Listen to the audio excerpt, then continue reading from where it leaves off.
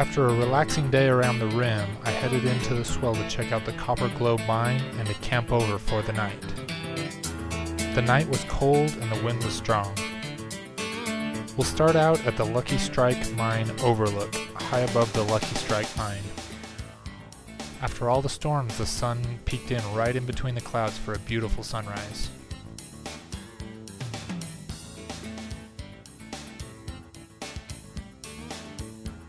These are my favorite kind of tire deflator. They just screw on and the air comes out. To check the pressure, you just use a standard gauge on the back. They come in sets of 4, so if you're good at multitasking, you can air down all 4 tires at once. Although to play it safe, I only usually do 2 at a time.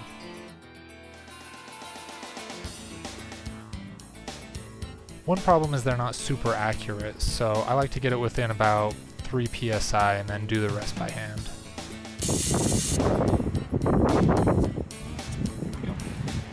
Part of my reason for airing down is I almost got stuck in this sandbank on the way in last night. The big gouge in the center is where my fuel tank dug in and I almost high-centered. To give me more margin of error this time, I'm going to carve out some sand from the middle. This hill is right in the middle of a 90-degree turn, so you can't get a lot of momentum coming up to it.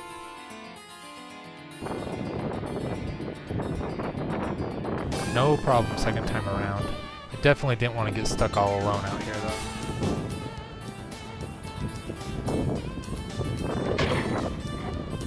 Full-size pickup definitely has some disadvantages with all the rock ledges there are in southern Utah.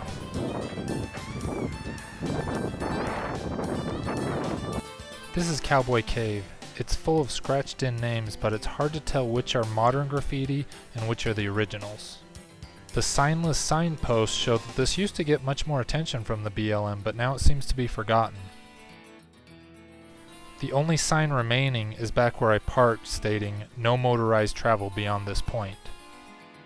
The trails you see here are all from the wild horses in the area. I don't think that many people visit this area anymore. This one's not going to be as easy.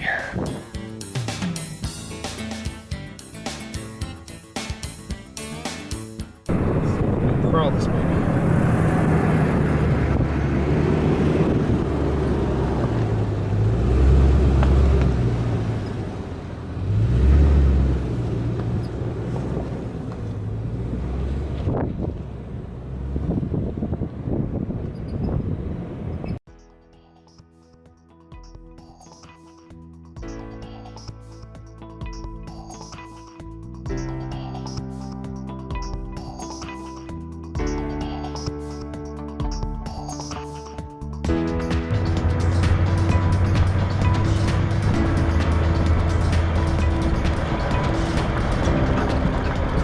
There's even a group of wild horses out here with me.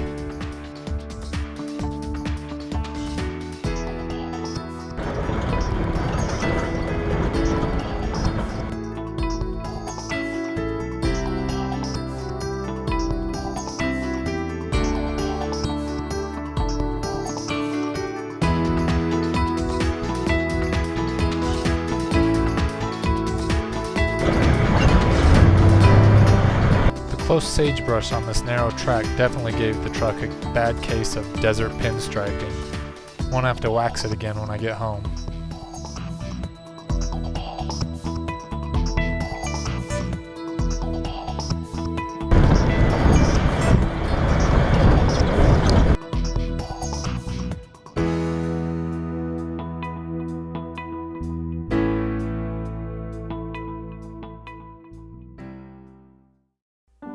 The Copper Globe mine operated from 1900 to 1905, but never had any success.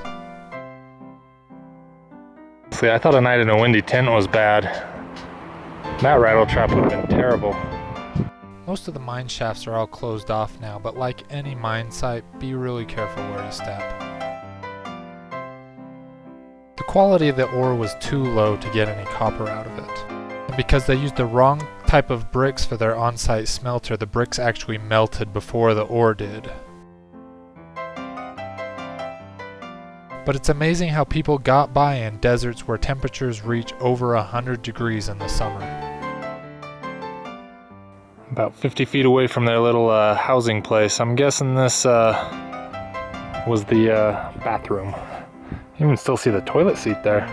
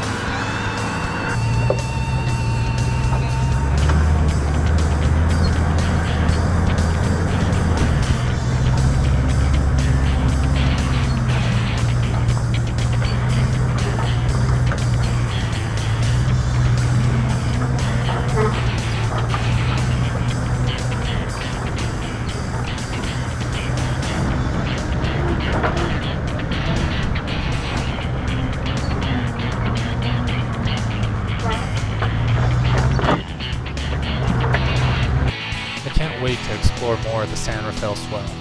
This was just a little one-night trip that became 2 nights to scout out the area, and there are hundreds of miles of trails around this area that I've never seen.